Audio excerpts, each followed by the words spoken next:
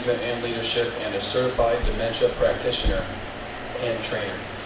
She brings over 30 years of leadership experience working with nonprofits and vulnerable populations. Earlier in her career, Pamela served as director of the Erie County Victim Assistance Program, where she worked with victims of violent crimes, expanded the staff from 1 to 8, and built a strong core of volunteers. She also developed and implemented new support programs by working with a local domestic violence shelter. Since 2015, Pamela has worked alongside her husband Michael at Brumbaugh Estate Planning and Elder Law, supporting families navigating memory-related issues and helping lead the firm's growth in client services. Throughout her career, Pamela has led leadership positions on numerous community boards and is currently active with both the Alzheimer's population and her local community foundation. In Rotary, Pamela served as club president 2016-17, club program chair, and helped launch the membership orientation committee, and a lasting literacy project for newborns in partnership with Sandusky Library and Firelands Hospital. She also chaired the club's scholarship committee and led 2 diaper drives for Heartbeat. At the district level, she chaired the grants committee for 2 terms. She served as assistant governor for Area 12 for 2 years. She's a 7-time Paul Harris Fellow and has attended 4 Rotary International conventions in multiple time zones.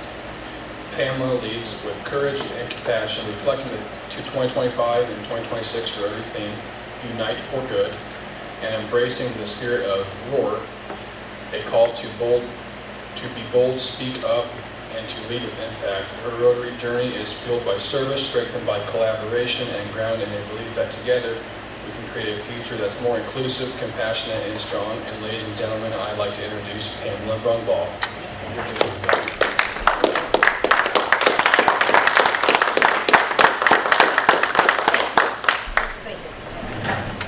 Did have an opportunity to hear a little bit about your club today, and tried to do a little bit of research. So it's great. You're a small but mighty group doing really great things in your community.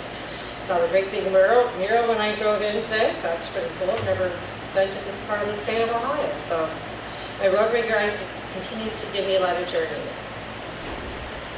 I do have lots of things to say. I don't talk very long, about 10-15 minutes.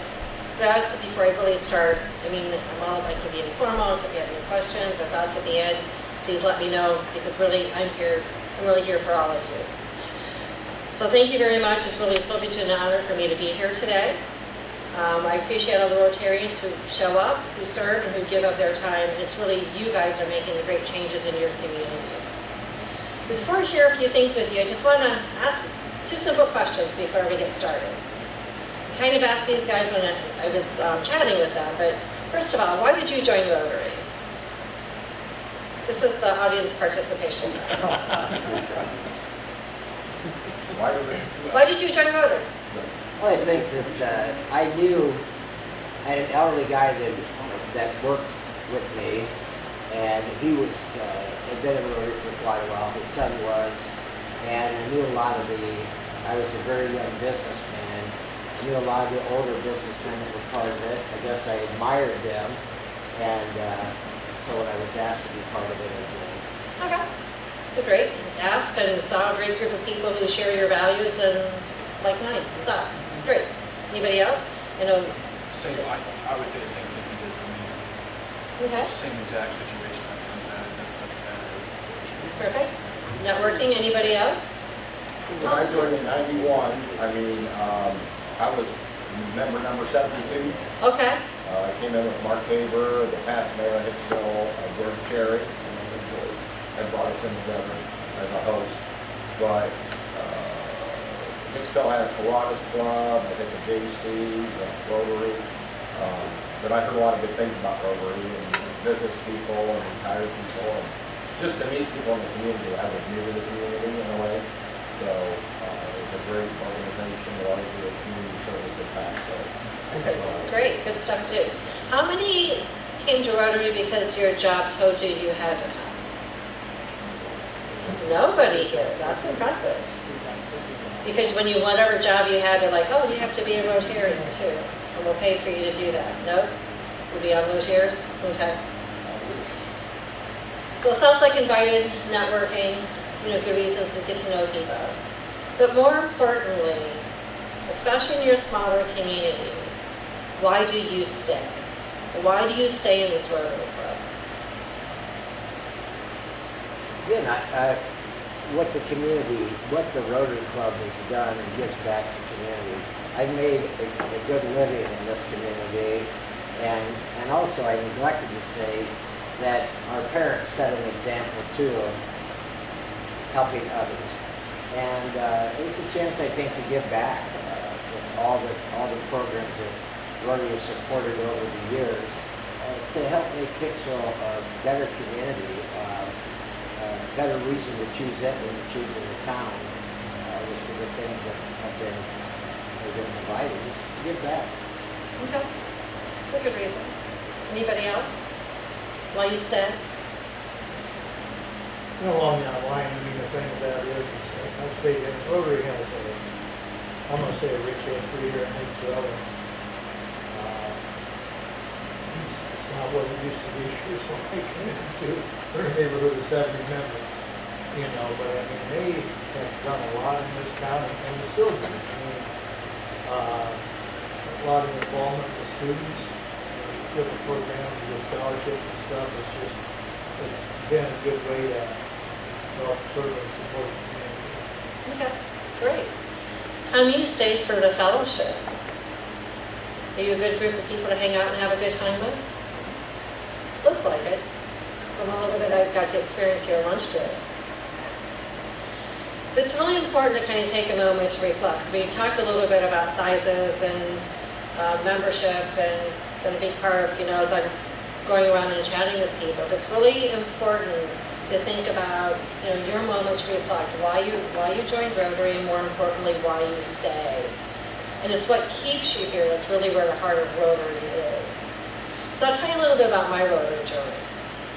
I did not come to Rotary by choice. I worked in the nonprofit world, and when I became the director of United Way of Erie County, they said, and you have to go to Rotary. And I said, what's Rotary? Like, well, it's this group, and you need to go and you need to network because you need to raise money for United Way. Like, okay. So I went, and I sat at the same table with my chamber director and some other friends that I knew, and it's kind of where I went every week, and I ate lunch, and some of the older people in the group said, and don't come asking us for money. You work in that nonprofit world. Don't do that. I'm like, okay, well, how can I network if nobody wants me to ask for money? Because that's to be my job. But eventually, a friend of mine said, hey, we need somebody on our scholarship committee. Will you come help out?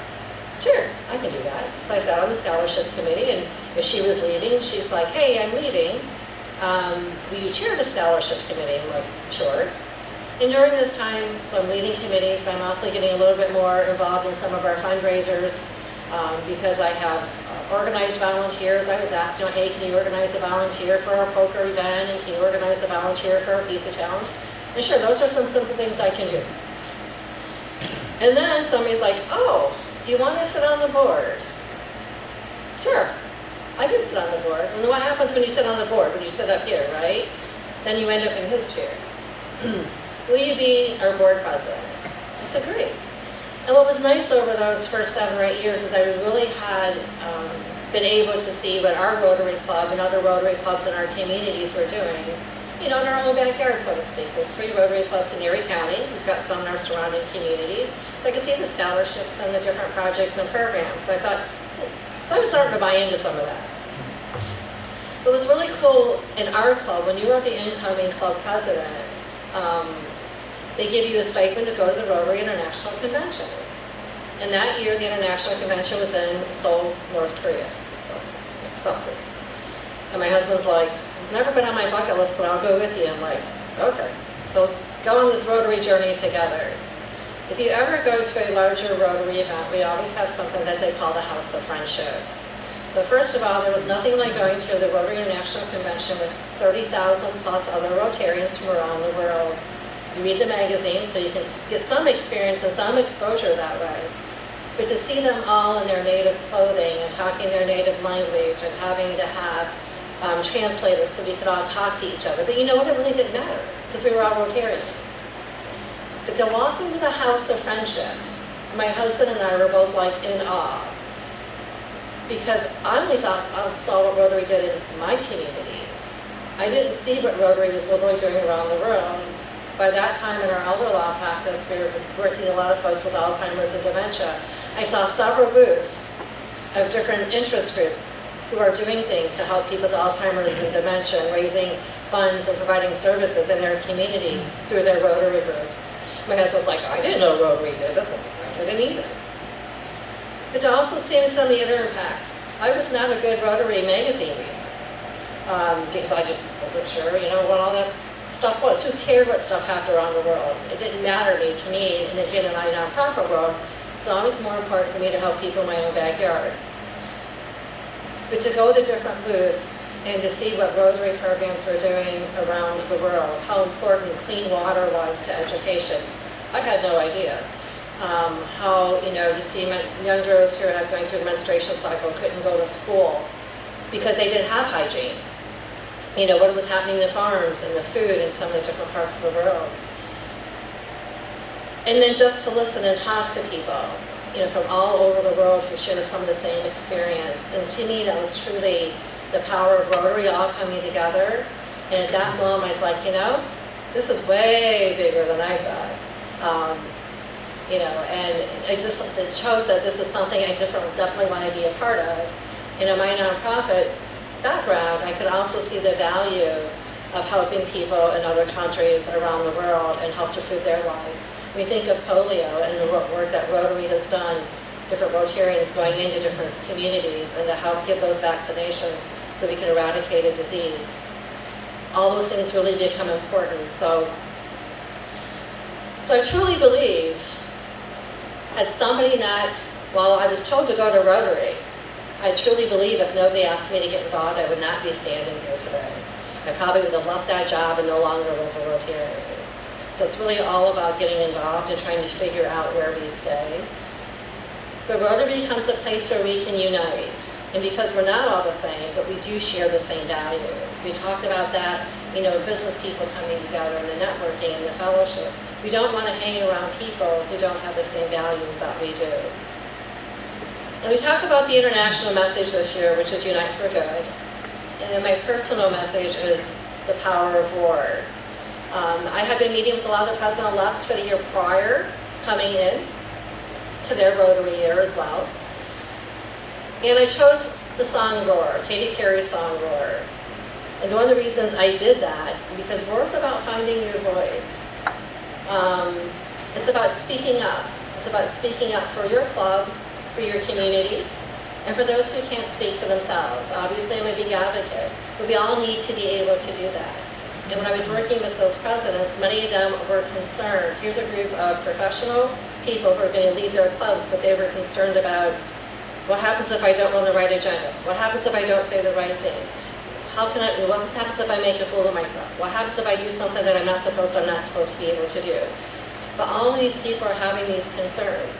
And we really want the ability to be able to stand up and speak for yourselves, to be your voices for your community. You know what your needs are.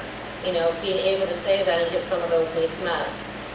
Which to me really ties into Unite for Good.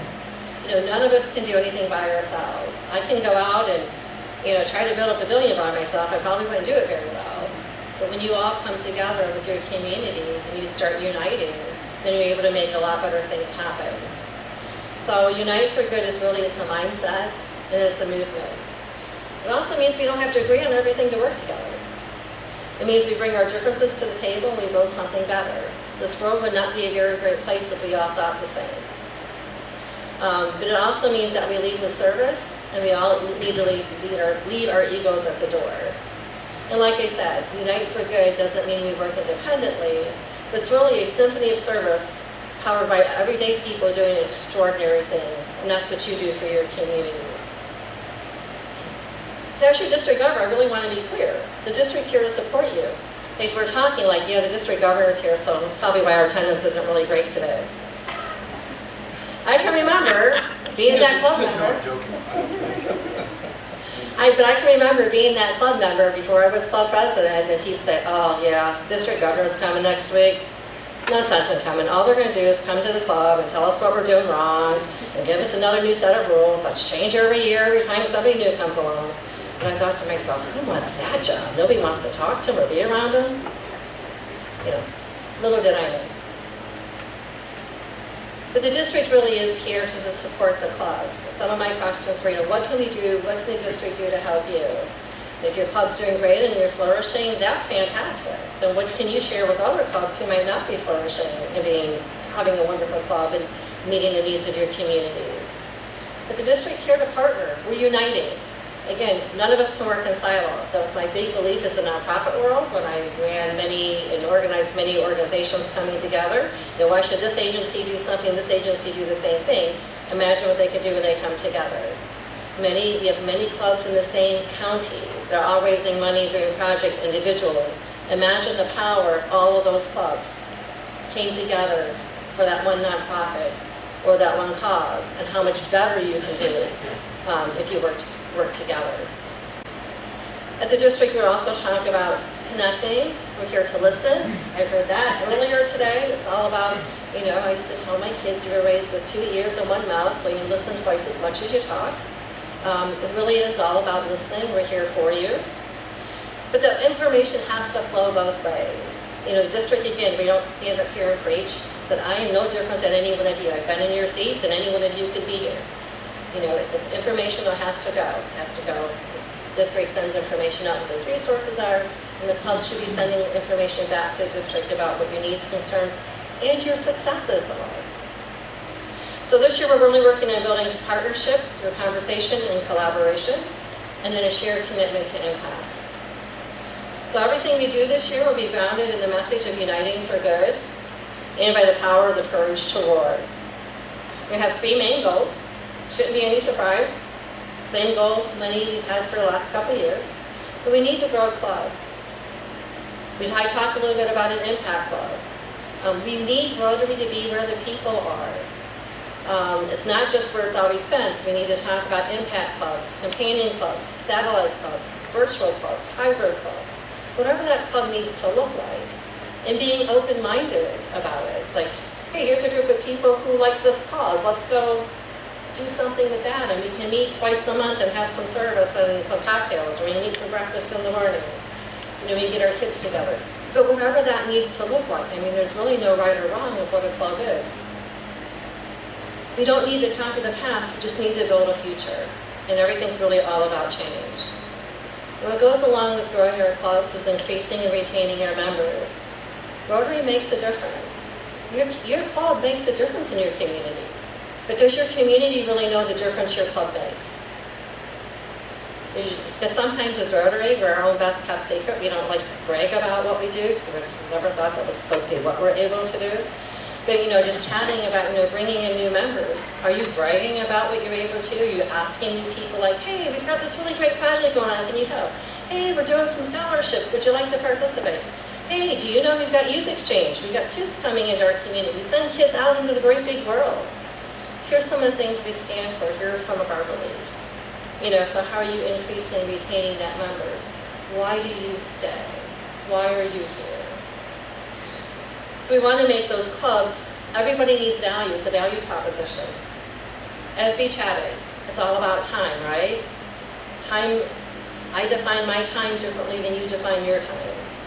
What is important to you? So if people are going to sacrifice their time, they have to have value for that. And it doesn't matter what the cause is, because we can all be passionate about different causes, but making sure that, when you come to the meetings and you do those things for your community and you're bringing people in, is it a good return on investment? But most importantly, really making the district relevant. I've also had the opportunity to train under our Rotary International Director, Brian Hoff, through Zone 30 for 2 years. And then we're not the only district where people, we're not the only community where they're like, hey, the district governor's coming, don't come today. We're all trying. It is hard because of that perception. And that's been a really big thing that we're all really trying to do, is offer tools and resources. How can we help clubs succeed? What do you need from us? And again, what can you share? If your club is super successful, what can you share to your neighboring clubs? Do you meet together periodically and chat? Do you see how different or how alike you are? Because every club does have its own culture. And then how can you collaborate? How can you better work together? And then how can the district leadership work better with all of you? So Rotary International President Francesco Rezzo, so I would have known that one, Reminds us that our impact grows when everyone is involved in everything we do. A relevant district is one that clubs can rely on, not just in theory, but in practice. So it's all about uniting for good, but not just across our clubs, but across our districts. Because when we move forward together, we certainly move forward stronger. So again, as you reflect on why you joined Rotary and why you stay, hold on to the purpose. And let it inspire your next project, your next invitation to a new member, or your next bold idea. Because when you connect your why with your what, that's when you all bring Rotary to life. So this year, let's do more than serve. I challenge you to unite for good, to lead with courage, to speak with conviction, and to roar for our clubs, for our community, and for our future. And truly, from the bottom of my heart, I thank you for all that you do for your communities, that you do for your youth, and the things that you believe in. So at that time, I can open it up to questions or comments, feedback. Yes? Tim Ryan last year broke the district conference in the four. Yes? Are you staying with that, or are you I am going back not. to one? Good. It's nothing against the other, but I like meeting everybody in the whole district. Yes. And when you have four broke up, you don't see these, you know. Anyway, that was my opinion. Yeah, we are looking, well, there was some success. Different people came to some of those quadrant groups. The flip side of that is much like you, people don't get to meet other people from some of the districts, so we are looking at a district conference that won't be the long 3-day that it's been traditionally. One thing we are looking at doing is a community-wide or district-wide day of service in the fall and the spring rather. So we can all, hopefully every club within the district is doing one day, and we're all doing some kind of service project. And we're just met I can't think of the name of the company, but there's a group and there's many of them come together. So the rest Go of to a big city, or you're going to keep it to a smaller? I'm sorry? You just had something down in Columbus, you know, Yep. big city. I don't like big cities, you know, I'm too old to drive it. I like the smaller venues. So I don't know if that's what you got planned, or, For the district conference? yeah. Yeah, it'll be in Sandusky, in Erie County. Yep. Kind of small. Although my husband's from Dark County, Ohio, so he keeps telling me it's the big city. I just have a few different cities. Yeah. Huh? There's nothing to do, I stay there every day. Yeah. I rode the bed. Yeah. I think one of the things last year that they had a work day, so to speak, and they were cleaning up part of Toledo, and wanted all the clubs to come up and go. We're an hour and a half. I'm already here, so I got my feet in my new back. I'm sorry, I could That's speak your fault. louder. But we've always tried to take care of our community here. And as you know, we're at the far end of this district, okay? And when they would set up, Tim set the thing out, we're gonna clean up some neighborhoods or some areas in Toledo. Some of those clubs have 95 members or more. You know, I think one club maybe in Toledo has 200 and some members, I'm not sure. And for us driving an hour and a half, you know, essentially to do it. We've always tried to take care of our community, things after here. Years back, one of the biggest things they ever did was they built a large enclosed pavilion. You know, glass. It was, I don't know what it would cost today to build it. Might be $400,000, would you say, Paul? Probably more than that. You know, just like right now, what we're doing is we have a walking park. The city bought land, and part of this land that they bought, they're making a walking park. So there are a group of people that are planting trees and doing different things. Well, we wanted to do something in the community, and we offered to build a pavilion, so to speak, down our shelter house and pavilion that we're doing. So some of those programs, I don't think that I probably gave Ken the answers that he wanted to hear about some of that. But for me to ask our people to drive an hour and a half into some strange neighborhood or somewhere we don't even know, I'd rather, if they set up a work day, to try to set up a work weekend, a work day and a Saturday, that we're going to say, okay, we're going to take the second Saturday. Can you guys find a project for that Saturday in your own community? Yep. You know, to take care of your community. And to go to you know, district meetings and stuff in Sandusky. I drive to Cleveland a lot, my family's there, and grandkids, and that's a pretty good drive to go there for something like that. And everybody, our goal last year primarily was membership, and we added 4 new members last year, Congratulations. which is good for a club of 21 or whatever. We had at least one of them die, and maybe we lost somebody, but still, you know, to me that was our biggest goal, and it needs to be, because the younger generation aren't, in my opinion, are not as good as about volunteering and giving their time and serving. My daughter is 39, and she even agrees with me. To get people to make a commitment to do something is difficult to do. And that's one reason here that this club, we always want to do, we want to make this fun. And I think everybody that's been a member will tell you, it's a fun club. Good. And we have fun. And I think, you know, that they essentially look forward to being there and seeing other people. But some of those projects are so difficult. I'm not saying they're ignoring us, but everybody's so busy, their kids and grandkids and low-legged tournaments and so much more of it all the time to get them to do it. So if we want to do these things, I'd like to see us recommend picking up your own community to maybe do a cleanup or pick another project. Ken wanted to work on the Canada, Toledo, United States cleanup of the waterway. We don't have a river here. We don't have, you know what I mean. And that was fine. I don't care if they use our money and go do that. It's, whatever you do is better than doing nothing, you know. But I think that tailoring or recommending, in my opinion, that the individual clubs, whether it be Bryan or Antwerp or somewhere, ask them to pick, you know, whether you assign a weekend and say if you can do it that weekend, if not, do it the next weekend, or weekend before, to do something in the community. That also, Hicksville Rotary was pretty well known. For the most part, it's still fairly well known. But I agree like you. I'm not the one to go bang the drum and say, hey, we don't have a local newspaper now, so to put pictures in there, it's hard to do. Yeah, but things like Facebook. I don't want to crucify the owner of the newspaper. No, but a couple of things I can address. So that's why I want to do no quadrant conferences this year, but that's why I think a district-wide day of service in this fall, and everybody does something within their own communities. There's the power to be able to say every Rotarian, 8,000 Rotarians on a Saturday on such and such day came together and made their communities a better place. And you pick the project. You know, so we're kind of still brainstorming what that's going to look. So that's one.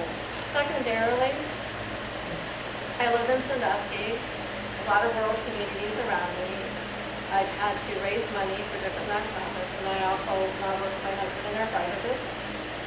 I understand there's a different mentality from large communities like Toledo, Lima, Findlay, not bad or good. The people who live from a big city, much more metropolitan area, have a much different mindset from people in the rural community, which is much different than people from villages. So sometimes it's, maybe see things and work in our communities is a little bit different. Again, it doesn't make us bad or one better than the other. It's really just who we are and why the folks in the rural tiny communities like to stay within themselves. And the metropolitan areas, you know, kind of do what they do. Sometimes we feel like we're two different foreign groups, but we can still come together. I can tell you, district advisory committee meetings, we're moving them around. Just because I'm in Sandusky doesn't mean everything is going to be up that way. So one district advisory committee meeting will be, I think the first one will be in Waterville, one will be in Fremont, and one will be in Sandusky. So still a little bit more north, but you know, trying to move things around a little bit. Sometimes it just gets really hard to find meeting space. We're looking at district conference. Actually, I was looking at moving outside of Sandusky, come a little further west, until my club stepped up and said, we want to help you, and we want you to bring it here because now you can see the beauty of Lake Erie and our community. But we will have the ability for people to come and spend the night, trying to make things worthwhile and good value as we plan that, because again, I like to have fun. And I believe like you. If I can sit next to you and get to know you and have fun with you, I'm more likely to come to a volunteer project because we're going to have fun together. I've worked marathons and Ironmans, you know, and I've worked poker challenges where we're there 8 o'clock in the morning till midnight, but we're having fun. We're tired at the end of the day, but we do things together when we're having fun, and I think that's one of the best things about Rotary. And when I look at my social life, 75% of my social life is my fellow Rotarians, it's my Rotary family. The people who think like I do, enjoy the things that I do, and we all like the same causes. We really all like to have fun. I think I went to one Rotary event that did not have a hospitality thing. Like, a Rotary not without a hospitality suite for spending the night? That's unheard of. Let's make one. You know, we need that opportunity for camaraderie. So I do appreciate the comments. And it's all those things that really take time. And then I do see young people. You know, I look at my daughter, my son-in-law, they're raising the grandsons. Their volunteer service is different. You know, my son-in-law invested his time and energy, and as well as my daughter, in all the sports. They volunteered coaches and upping and putting meals together. So their community services and raising children is different. So it's not the same as ours. And young people want value. They want, you know, return their investment. If I'm giving you an hour or two of my time, what are you giving me? How's that going to impact you? So it's all different. So thank you. Any other comments? I got one Yeah. more. The exchange program, we're taking the incoming and you sent one out. How's the other club stepping up to that? The youth exchange, Yes. we had 4 outbounds, so that was good. We still need a committee though. Here, past District Governor Pam Brumbaugh would really like to step down, so we're really working on the. Well, Susan Matthews, she did that for a long time. I know, it's hard to Susan a little bit, but we really need some energy. It's probably one of the committees, because we're dealing with kids, that is far more time consuming. So, but again, I'm glad they got started up again. I was told that they Perkins shut it down. yeah, we're trying to keep those things moving, but, you know, that's interesting part when it came to the districts, like, let's put a committee together, come sign the sharing the committee. One person's not a committee. We really need to build those committees. We need people who want to do things at different levels. So if you know anybody, let me know. Any other comments, questions? Really, I thank you for your time and your hospitality. I'll be here for a few minutes if anybody has questions. So.